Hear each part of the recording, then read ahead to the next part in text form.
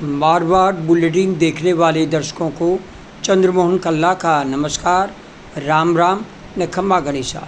मेरी अस्वस्थता के कारण मैं आप लोगों से लंबे समय तक नहीं मिल पाया। स्वास्थ्य सुधार के साथ आज से फिर समाचार लेकर निरंतर आने का प्रयास रहेगा। आपका पहले की तरह इस दोस्त को संबल मिलेगा। आप चैनल को सब्सक्राइब करें, लाइक करें और सेव करें। युवाओं ने दिल्ली का शासन मोदी को दिलाया, वे ही युवा विरोधी सरकार बन कर के रह गए, उसके मुखिया बन गए।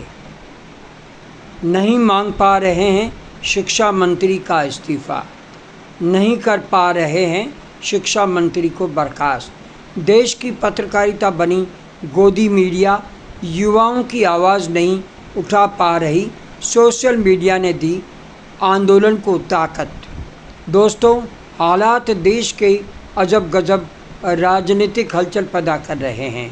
पहले राम मंदिर में लूट और अब दिल्ली के जंतर मंतर में युवाओं का प्रदर्शन। संसद से सड़क तक हंगामा ही हंगामा हो रहा।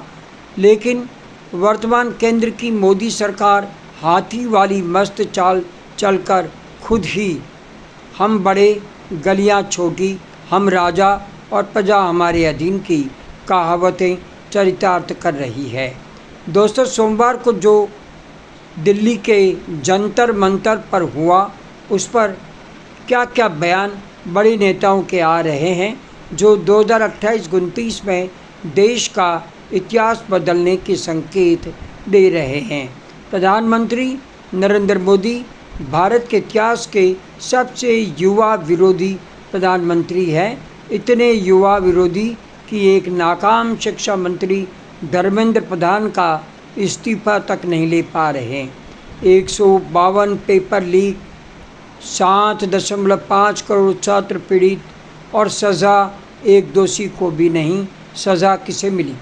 मेहनती युवाओं को। और जब इन बच्चों ने शिक्षा के जायज़ सवाल उठाए तो जवाब में मिली लाठी और हिरासत। लीक करने वाले अपराधी आज़ाद और वाजिब बुद्धि उठाने वाले छात्र घसीटे जाते हैं, पीटे जाते हैं। ये सरकार सिर्फ युवाओं को नाकाम नहीं कर रही, उन पर टूट पड़ी है। ये बात कांग्रेस नेता और लोकसभा में नेता प्रतिपक्ष राहुल गांधी ने कही है, जबकि प्रधानमंत्री नरेंद्र मोदी ने संसद के मानसून सत्र से पहले दिए भाषण में उनका मजाक उड़ाया और कहा कि मैं 56 साल के युवा की बात नहीं कर रहा। पीएम मोदी देश के प्रधानमंत्री हैं, उन्हें संसद से फलांग भर दूर 20 से 30 साल के युवा नज़र नहीं आए, जो जंतर मंतर पर वाजिब मांगों पर प्रदर्शन कर पुलिस के डंडे खा रहे थे।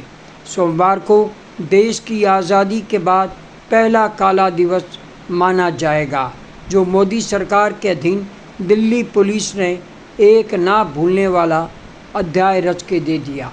सरकार की इस आंदोलन के प्रति गलतफहमी रही, उसने इसे हल्के में लिया। कारण सरकार का खुफिया तंत्र फैल है। हज़ारों की भीड़ देखी तो सरकार के हाथ पांव फूल गए। आनन फानन में वार्ता का न्योता भी दे दिया। जबकि हल्की फुल्की बात ही करनी थी तो सामाजिक कार्यकर्ता वांगचुक को जंतर मंतर से उठाने से पहले करते तो जो दिल्ली की सड़कों पर युवाओं का खून बहा वो नहीं बहता। वांगचुक सफदरजंग अस्पताल में आमरण अनशन जारी रखे हुए हैं और अभिजीत भी जंतर मंतर पर धरने और आंदोलन को आगे बढ़ाने की घोषणा करते हुए टिके हुए हैं। सवाल ये उठता है कि घमंड में चूर मोदी सरकार लोकतंत्र की परिभाषा ही भूल कैसे गई। जिन युवाओं के बूते चुनाव जीतकर भारतीय जनता पार्टी सरकार में आई, उन युवाओं पर हिटलर शाही करके क्या संदेश देना चाहती है ये मोदी सरकार कि हमें कहें हम करें वही होगा। ये तो निरकुंज शासन हुआ। जैसे इंदिरा गांधी के आपातकाल को आप गिना गिना कर युवाओं से, लोगों से वोट लेते रहे हैं, तो आप भी तो अघोषित आपातकाल लगाए हैं। हर आंदोलन को पाकिस्तान से जोड़ने की आपकी फितरत बन चुकी है, क्योंकि आज भी लोग पाकिस्तान से नफरत करते हैं। इसका फ़ायदा आपने सोमवार को भी उठाने का प्रयास किया है, जबकि इस आंदोलन में हर प्रदेश का युवा सड़कों पर लाठियां खा रहा था। अब भी शिक्षा मंत्री को हटाने या बर्खास्त किए बिना नहीं लगता ये आंदोलन समाप्त होगा। देश भर में युवा प्रदर्शन कर रहे हैं।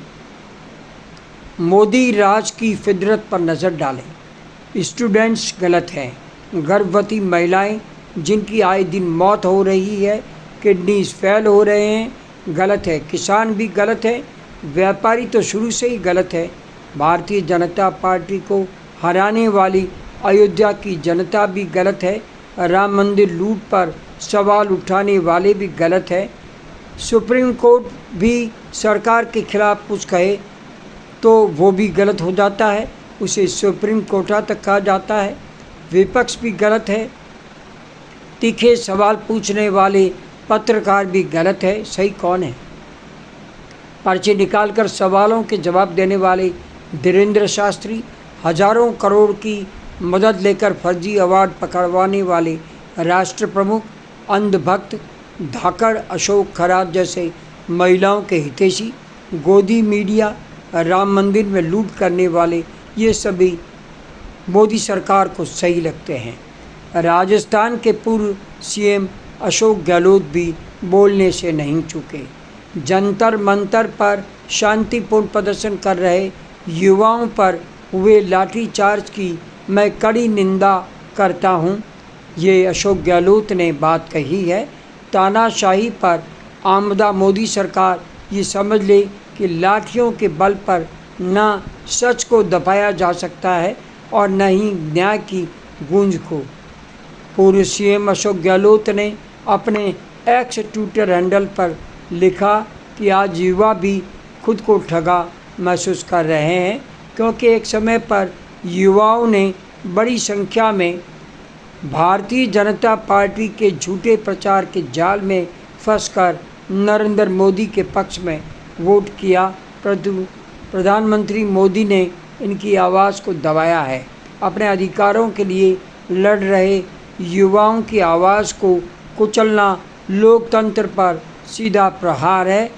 अशोक गहलोत ने कहा कि देश बाबा साहेब के संविधान और पंडित नेहरू के लोकतांत्रिक मूल्यों से चलेगा, न कि भारतीय जनता पार्टी की तानाशाही से। अब बात करें मीडिया की। मीडिया की आत्मा नहीं रोई, ज़मीर मर गया। मैं गत 4 दशक से पत्रकारिता क्षेत्र में हूँ। मैंने पत्रकारिता का स्वर्ण युग देखा ही नहीं, बल्कि दिल से जिया भी है। उस युग की पत्रकारिता ने दिल्ली हो या राजस्थान अपनी कलम की ताकत से शासकों को हिलाया है। आज के युग की पत्रकारिता गोदी मीडिया बनकर रह गई। चाहे दिल्ली में बैठी मीडिया हो या राजस्थान में केवल चाटुकारिता की पत्रकारिता हमारे मीडियाकर्मी करते नज़र आते हैं। मैंने दिल्ली के जंतर मंतर पर युवाओं और दिल्ली पुलिस के बीच लाठी भाटा जंग देखी। इसके लिए मैंने टीवी के तमाम चैनल्स घुमाए। जहां संसद का हंगामा दिखाई दिया, यूपी सीएम योगी का काम दिखाई जा रहा था और पीएम मोदी का संसद अधिवेशन शुरू होने से पहले मीडिया को दिया भाषण दिखाया जा रहा था। एक आध चैनल ही था जो इस लाठी भाटा जंग को, युवाओं के बहते खून को लाइव दिखा रहा था, जबकि हर पत्रकार और मीडिया हाउस का बतौर पत्रकारिता ऐसी घटनाओं को प्राथमिकता से दिखाया जाना कर्तव्य बनता है। जिस तरह अन्ना हजारे का आंदोलन कांग्रेस व यूपीए की डॉक्टर मनमोहन सिंह सरकार में मीडिया ने दिखाया था, कोई रोक टोक नहीं थी। लेकिन अब तो लोकतंत्र का प्रमुख प्रहरी जैसे सरकार के हाथों की कठपुतली बनकर रह गया है। लगता है मीडिया की आत्मा ही नहीं, उसका ज़मीर भी मर चुका है। देश का युवा सड़कों पर अपने भविष्य की लड़ाई लड़ रहा है, लाठियां खा रहा है, लेकिन सत्ता की गोद में बैठा मीडिया आंखें मूंदे तमाशा देख रहा है। पता नहीं ये लोग घर जाकर अपने बच्चों की आंखों में कैसे देखते होंगे और आईने में खुद का चेहरा देखकर क्या कभी शर्म भी आती होगी। पत्रकारिता का धर्म सत्ता से सवाल करना था, लेकिन इन्होंने तो सत्ता की चापलूसी को ही पत्रकारिता बना दिया। इतिहास सब दर्ज कर रहा है कौन युवाओं के साथ खड़ा था और कौन अपनी ज़मीर गिरवी रखकर सत्ता की चरण वंदना कर रहा था। विश्व का सबसे बड़ा लोकतांत्रिक देश भारत की मीडिया का गिरता स्तर हमें फिर निरकुंज शासन से रूबरू करवाने लगा है। कुछ ऐसे मीडियाकर्मी हैं जो नामचीन है, वर्तमान सरकार की कोप का शिकार होकर वे यूट्यूब चैनल्स चलाने को मजबूर हैं। वे जंतर मंतर की लाइव रिपोर्टिंग दिखाकर सरकारी तंत्र की पोल खोलते रहे। देश की गोदी मीडिया को अपने सही रूप में आकर देश के लिए कुछ कर गुजरने का मादा विकसित करना होगा। युवाओं को जंतर मंतर हो या कोई भी स्थान साथ देना होगा।